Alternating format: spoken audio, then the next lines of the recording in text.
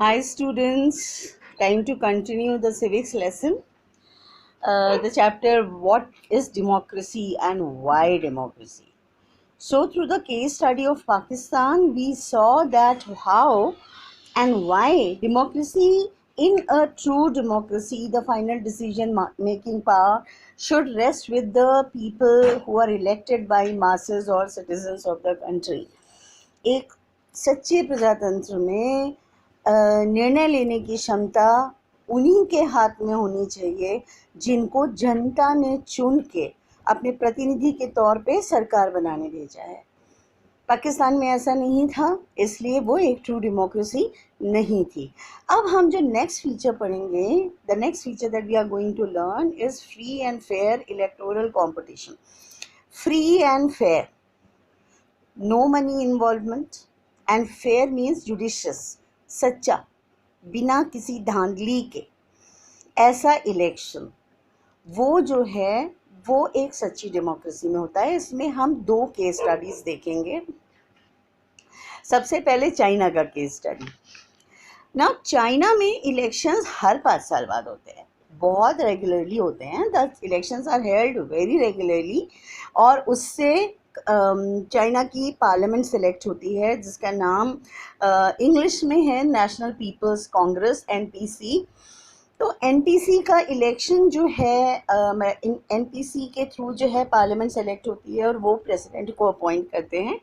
इसमें almost 3000 members हैं, लेकिन कुछ मेंबर्स जो हैं वो आर्मी जो है वो अपॉइंट करती है, और कोई भी एनी पार्टिसिपेंट और any candidate who wants to contest election should be permitted, sanctioned by the Communist Party और its other 8 allied party।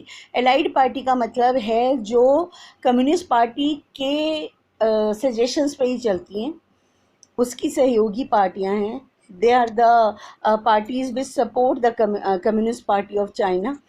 So now anybody who is contesting election will be chosen for contesting the elections.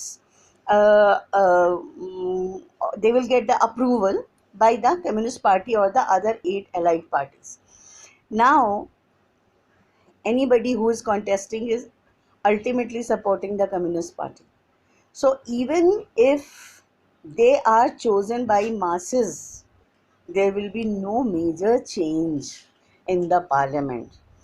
Who will be dominating the parliament? It would be Communist Party of China, and the government will always be formed by Communist Party of China. Now next case study is of Mexico. Mexico में इससे ज़्यादा power है, इससे ज़्यादा liberty है, इससे ज़्यादा आज़ादी है। 1930 में मेक्सिको इंडिपेंडेंट हुआ था और हर 6 साल पे वो अपने प्रेसिडेंट के लिए इलेक्शन होल्ड करता है। Every 6 years the elections for appointment of the president is held in Mexico, and it has never been under a dictator or a military ruler. तो अभी तक हमने जितने भी केस स्टडीज़ देखे उसमें कहीं ना कहीं कोई ना कोई डोमिनेट कर रहा था। यहाँ पे मिलिट्री कूप नहीं हुआ है, किसी डिक्टेटर ने रूल नहीं किया है। डिक्टेटर का एग्जाम्पल आपने पाकिस्तान में देखा, वो मिलिट्री को भी रिप्रेजेंट करते थे और उसके बाद उन्होंने सारी अल्टीमेट पावर परवेज़ मुशर्रफ ने अपने हाथों में ले ली। So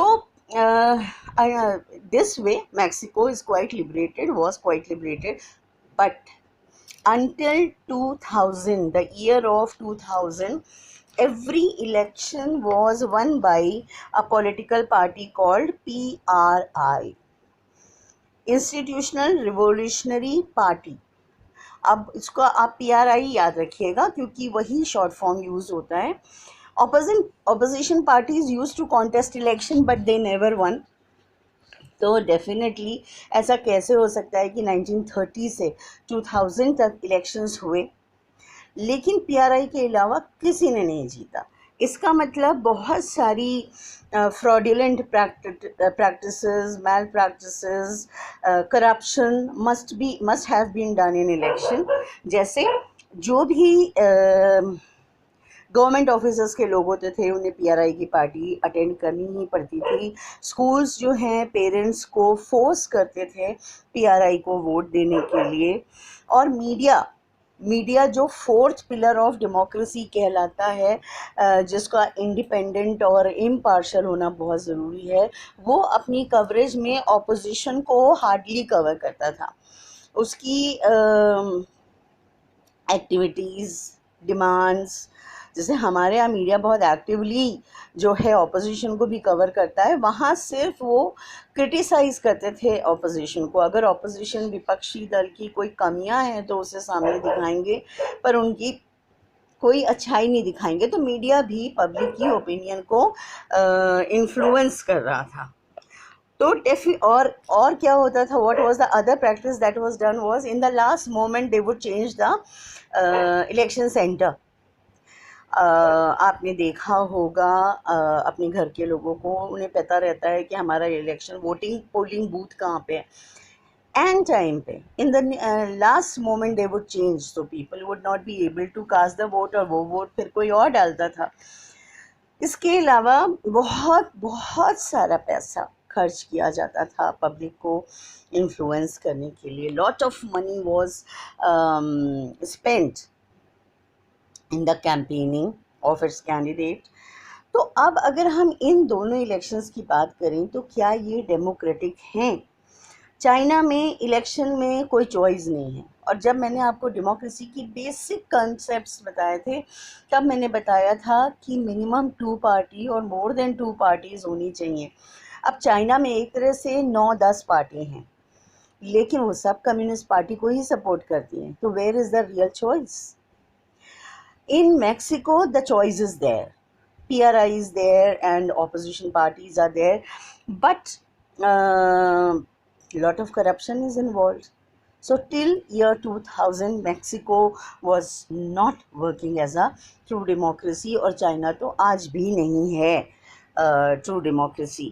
तो यहाँ पे हमें डेमोक्रेसी का सेकेंड प्रिंसिपल पता चलता है कि in a democracy free and fair election should be held where the current ruling party should have a fair chance of losing it.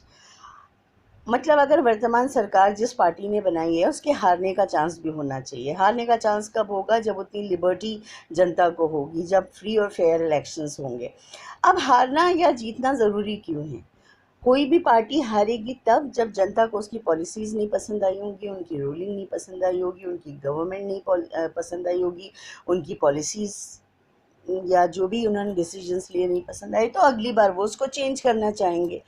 तो अगर ये पॉसिबिलिटी नहीं है तो definitely it is not a true democracy. So we have covered 2 major factors of democracy. We'll continue in the next lesson.